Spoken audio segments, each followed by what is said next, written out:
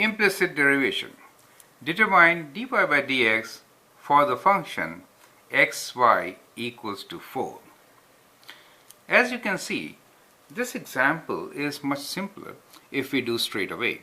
For example, we can write y equals to 4 over x, and then we can differentiate with respect to x on both the sides. So we get dy by dx equals to d dx of 4 over x, correct? Which is equals to this, you could write as d dx of 4 times x to the power of minus 1. So I'm just trying to avoid the quotient rule and we'll use the power rule, and then we can write down this answer as minus 4 x to the power of minus 2, or it is equals to minus 4 over x squared. So it is a much simpler question to do in a normal way. The reason for me to take this question here is to explain you in the process, which is implicit derivation. Now, this was a simpler equation. We could easily isolate y and then find dy by dx. But it is not always true or easy to solve for y explicitly, and therefore we leave it in the equation as such and then perform differentiation, and we call that implicit derivation. So I'm trying. Now in this particular example, you saw how easy it was to isolate y and then differentiate it. But that is not the case always. And that's the reason why I'll teach you how to perform implicit derivation and get the answer. So I'm starting with a very simple example just to show you the process. Okay. So what we will do is we'll differentiate both sides with respect to x as we did here.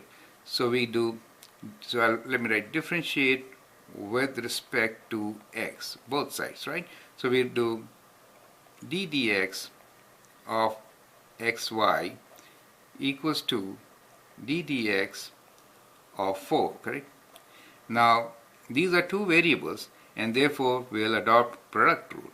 So we have d dx of x times y plus x times dy by dx, which is equal to derivative of 4 is 0, right? Now here derivative of x is 1, so we get 1 times y, and we can write this as y plus x times dy dx equals to 0. And next step is isolate dy dx. So if I isolate dy by dx, I have to take all of the terms to the right side. So I get here dy dx equals to, let me do it. So first we take y on this side, so this is minus y, correct? And then we divide by x, or we can do it in 2 steps. So we get x times dy by dx. And now we can write down our answer, which is dy over dy by dx is minus y over x. Now, so you get this answer minus y over x, which is in terms of y, and it looks very different from what we got. The reason is that y is equals to 4 over x, and if we substitute that here, then see what we get. So we get, I'm replacing y with 4 over x. So if I write y as 4 over x, I get minus, instead of y, I'm writing 4 over x, and we already have 1 over x here. We get what we got. You see that? So exactly the same answer, right? So we get the same answer in a way, but there is a difference in the two approaches.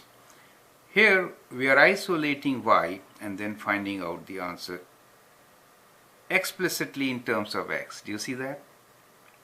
Here we are trying to work with mixed variables, and we are not really isolating any particular variable, and we are writing answer also in terms of mixed variables, all the variables which we have.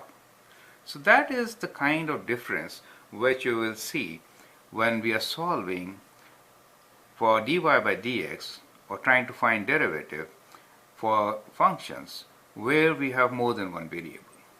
Right? And we'll adopt this approach and then do many questions.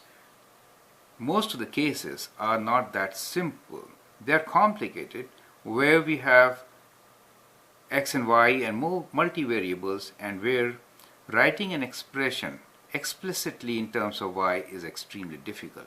So this technique comes out very handy. So you'll soon appreciate how it works. I hope you enjoy the journey. All the best.